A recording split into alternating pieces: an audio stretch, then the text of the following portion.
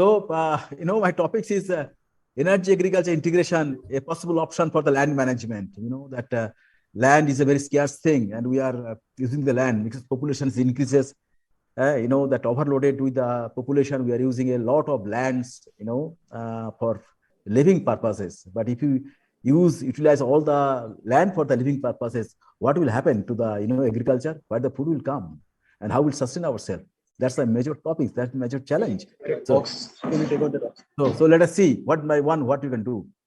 You see, integration, the meaning of integration is the interdependence. Interdependence means there is a two parameter, x and y. We can integrate it by the fx into dx. If you go for differentiation, you have to make the slope. If you can plot that thing. For integration, from A to B, you have to make the area. You have to calculate the area. But it's sometimes very difficult because it is not a concrete shape. So total integration is done by the integration. So we are going to have integration between the energy and the agriculture, because agriculture is a source for the energy for us. If you look at that, 2050 challenges. In 2050, if we're thinking from here for another 20 years or something like that, 27 years, we'll find that more than 9 billion people, 9.8 billion of people. For that purposes, we require 55% of the more water. We require more, energy. We require more, water, something like that. So we have to be very much conscious which part we'll have to give the attention to feed that 9.8 billion people. So we have to do about the water, we have to do about the food, we have to secure of the energy.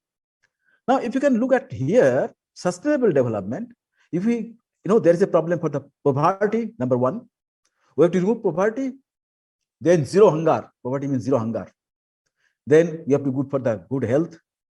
Then we have to go to clean and sanitation. Then we have to go for the available clean energy. Otherwise, you cannot sustain. We have to rid the poverty. You know that there are the problem, for the countries. The problems are that, 180%, 5% more people, 28 countries, 20% more of this thing. No access to the electricity means 1.1 billion people, they have no access to electricity. 50 countries with about 33% of the people are deprived. No modern fuel, because they are using the additional, ancient fuel for the cooking and heating. About 3 billion people. No safe drinking water. Water has been contaminated by the, wastage, as well as, that minerals like arsenic, fluoride, something like that. 900 million people, 36 countries, over 20% of the people deprived from the clean and safe water. No adequate sanitation, 2.6 billion people, 66 countries, about the 20% people are deprived. Risk of the climate change. Here in India, there is an island, Ghoramara has been completely flooded up, has been go to the under the water. Pollution, health and environment hazards. Risk higher where the developments needs to be greater. That we have to overcome the risk, otherwise it's not possible. Now, development challenge, sustainable agriculture and food security or food supply, efficient use of the water and fertilizer, adapting the climate change, because climate is changing. When there is a water, there is no rain is coming. But how to do it? Particularly coastal region, the climate is very, very, chaotic, and we have to do it. Adapting of the climate change, urbanization, rapid urbanization is coming out. We have seen in Calcutta also, Calcutta, Delhi, and other places, rapid urbanization is coming out. Food versus fuel. We are extracting biofuel or bioethanol, sacrificing the food. So we have to see which one is optimization. Then environmental concerns, incursion of the natural ecosystem, biodiversity, greenhouse gas emission, because we have to see for the deforestation. There is a lot of deforestation. Who will absorb our carbon dioxide? Where the carbon dioxide will go? Who will supply our oxygen? Land degradation, that we have to do it. Land degradation means unsustainable agriculture practices, and finally waste. If there is a waste, how to manage the waste? So there is a cycle for the sustainable land use. We have to see for the productivity, acceptable and equitable of the land, protection and sustainable resilience. What more? Development challenges. Here the population growth, economic growth and urbanization. Provide sufficient water to feed a growing population. mind it. Sufficient clean and safe water is required. Provide the safe drinking water and sanitation for all, because you have to, neutralize the waste, the sanitation. More efficient use of the water resources. We have the underground, we have the rain feed, discharge, everything is there, and we have to manage the water resources. Water management, that's essential.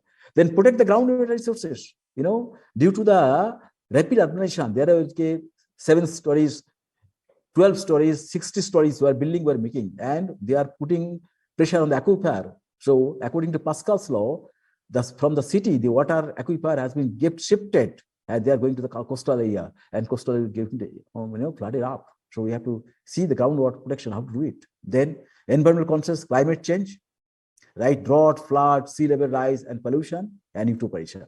So these are the things that are coming out. More development challenges, access to the sustainable energy for all, right? Support to the industrial development. Otherwise, where the job security will come if there's no industrial development? Energy is the need for the 21st century, right? Energy security and energy sustainability. Then efficient use of the land and water. How we can use both land and the water efficiently.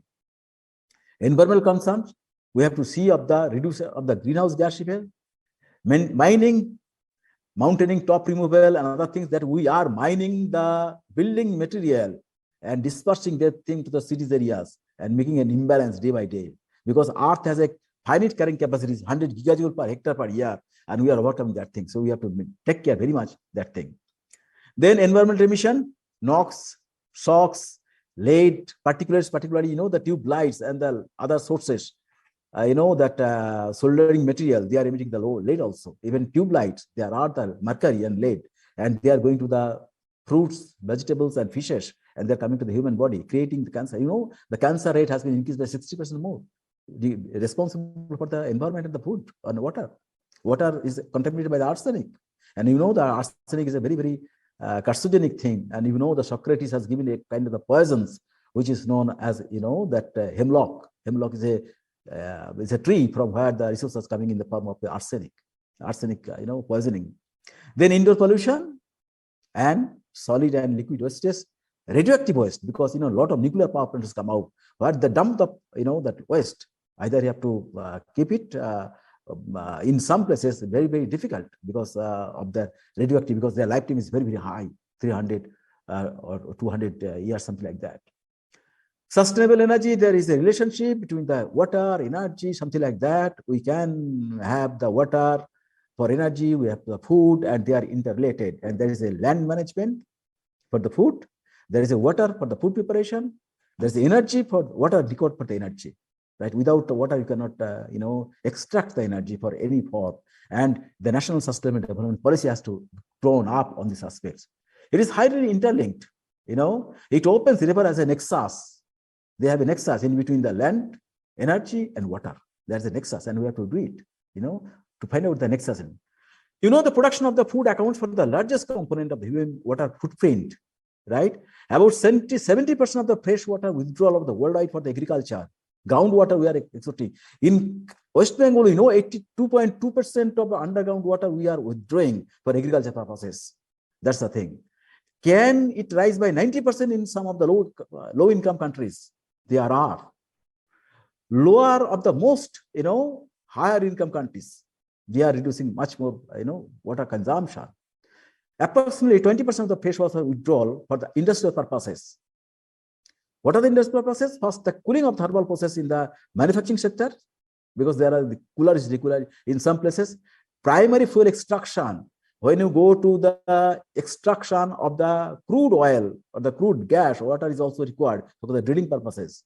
Fuel refining and conservation. If you go to ONGC, they are taking out, that crude oil from South field little distance, and they are refining here, extracting, petrol, diesel, so many things, and water is requiring. Emission control. When we are doing all these things, there is a emission, and emission has to be reduced by the water spraying, right? Biomass fuel and biomass production, there is also require of the that water thing. Without water you cannot do it. Then there is a chart also that how much water is required in liter per megawatt hour, that power in terms of 10 to the 16, 10 to the 9, that kilowatt hour, watt hour is a unit of energy. Kilowatt hour, that electric bill that we are putting for the unit thing. So they are required for the one throw, cooling pond, the cooling tower, dry, and other purposes that we are using the water for this thing. Similarly, also research for the fuel production, refining the fuel production. Conventional gas, how much requirement, how much we are getting out. Coal, the shale gas, refined oil, there is a conventional oil, refined oil, the oil sand. Sometimes we are using also oil sand. Gas to liquid, liquid to gas, refined oil, lignosulfide ethanol that we are extracting for the bioethanol, palm oil blended, diesel, then rapeseed biodiesel that we are developing, soybean biodiesel, and the corn ethanol and sugarcane based ethanol. We are, sugarcane that we are giving the bioethanol from here. Now then, particularly land use, bioenergy accounts for the little more than 10% of the world total primary energy need. That thing.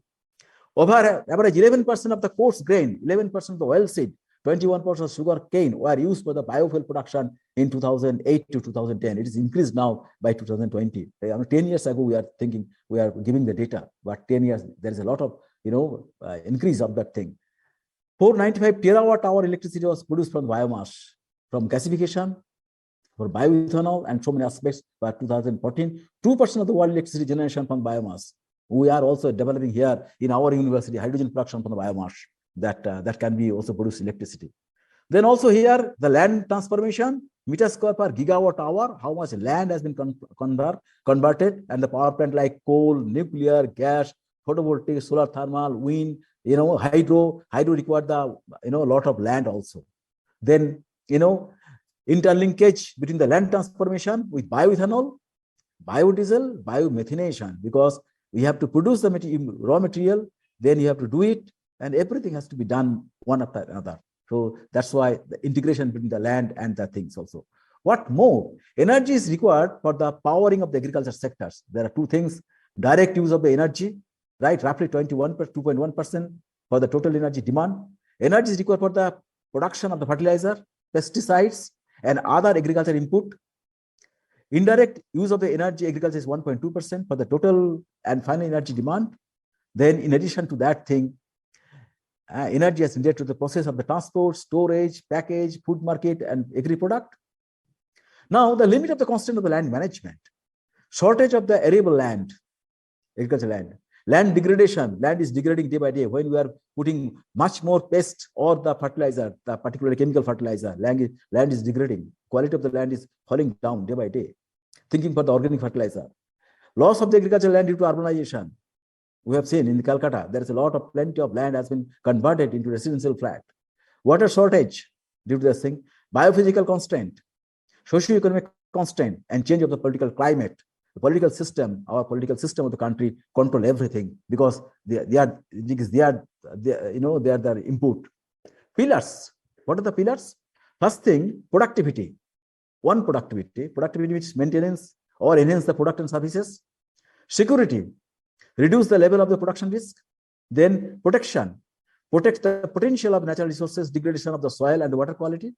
Then viable, be economically viable, the technology that you are using. Without economic viable, you cannot do all these things. Then acceptability, societal as well as environmental should be acceptable. Otherwise, it's not. These are the pillar for our development. Degradation, declining yield, quality of the nutrition is reducing day by day. Influence of the soil borne and other disease, they are influencing our human body. Declining the soil fertility, shortening and elimination of the period.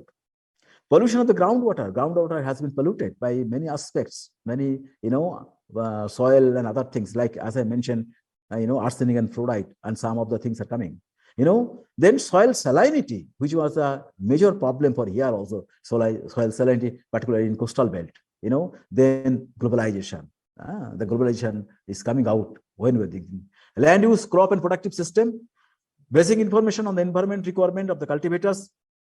Non-traditional crops as not widely available, may be available in the land condition, depending on the land quality. Existing database are limited with the respect to the coverage classes.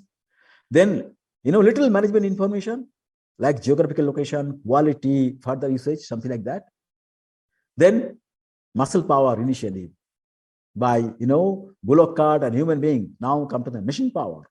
Energy input is requiring day by day. We are just converting, everywhere, not only one places. There is a small land site, but now the company or the contractors come out, they put machines in your land, cultivate it, harvest it, cutting this thing, process everything. So muscle power has completely changed by machine power. And we are depending on the machine power, means they require energy. Where the energy will come, we have to think for that thing. What more? Let us take an example for the rice mills. In the rice mills, you'll find that a lot of rice coupled by the, muscle power. Initially, there is a sun drying. Now, sun drying has converted here, machine drying system. But if you go for the drying system to put the, rice, where the power will come, I have worked with several rice mills in West Bengal. That in West Bengal, there are 780 rice mills, and they are having a capacity from 2 ton to 80 ton, something like that per day. Now, they are using their captive diesel generator, and the diesel generator was profitable when the price of the diesel is 10 rupees a liter. But the price of diesel has increased. At that rate, the rice price has not been increased. So there is a deficiency. So what we have done, we have integrated the, the diesel generator with the gasification system. You go the upper right-hand side, that photograph, that, the gasification of the rice husk has been converted into syngas. As syngas means synthetic fuel gas. It is contained, 18 to 22% of the carbon monoxide, 8 to 12% of hydrogen, 3 to 4% of methane, rest are carbon dioxide, water, and other things. And the gases are cleaned and, cooled.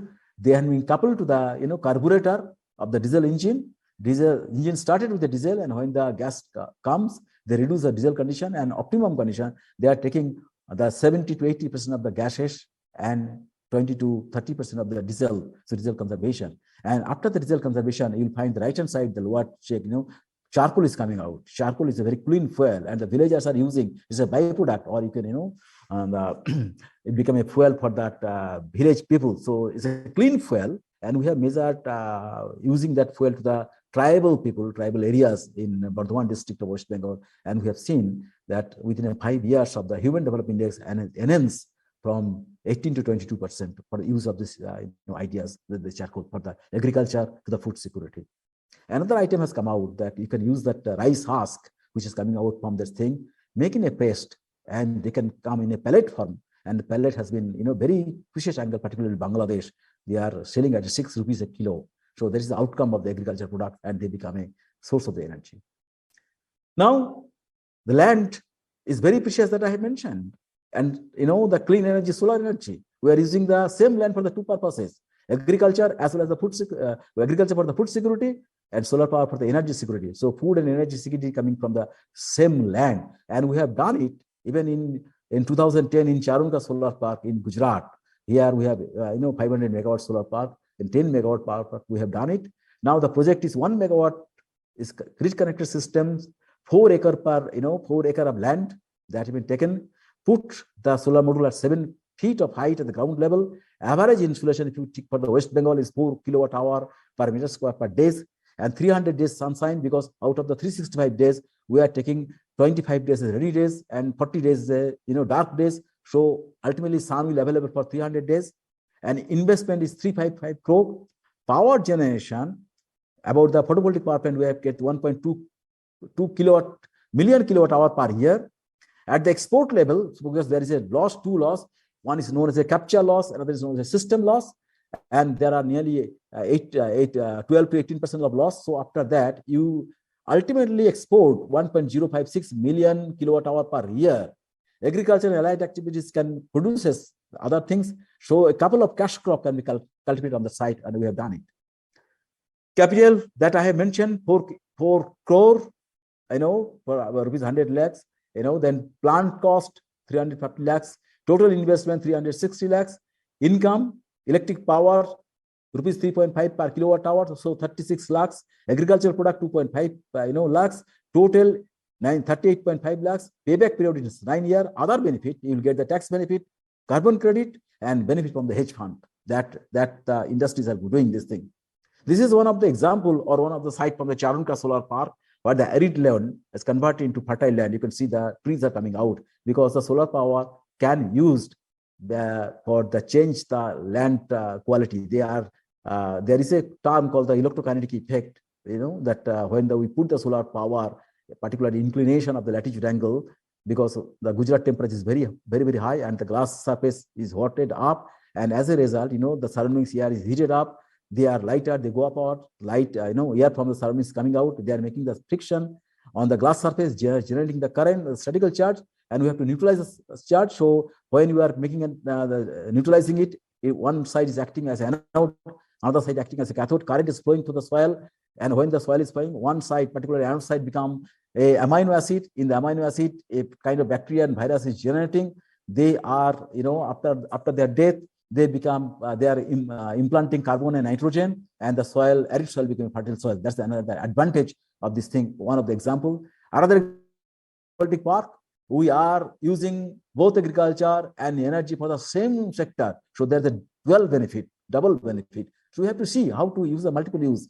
Agriculture field also using for the pump. So we are putting that thing, solar pumps, so solar energy can be used for both the purposes.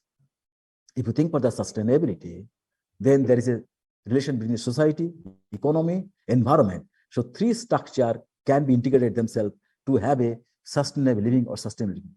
This picture which I have started at the very beginning, that integration. If you look at the picture here, there is a integration between the mother and the daughter. Mother is a function, daughter is a variable, right? Today's daughter will be tomorrow's mother. Mother hand, there is a light, solar light, and daughter is a solar charger. Mother has to surprise because of the daughter, and daughter telling that mother, you have to live for me, you have to build up me. So there's the interdependence, mother and the daughter, interdependence. This is the mathematical presentation, fx dx, in terms of physical presentation, mother and the daughter. So that's the integration, interdependence. So we have to depend on the water, we have to depend on the land, we have to depend on the environment, and environment also depends on us. If you don't make an interdependency, we cannot integrate ourselves, we cannot sustainable at all. So I have come to the last chapter, sun and the sunflower. So thank you very much for your kind time and listening.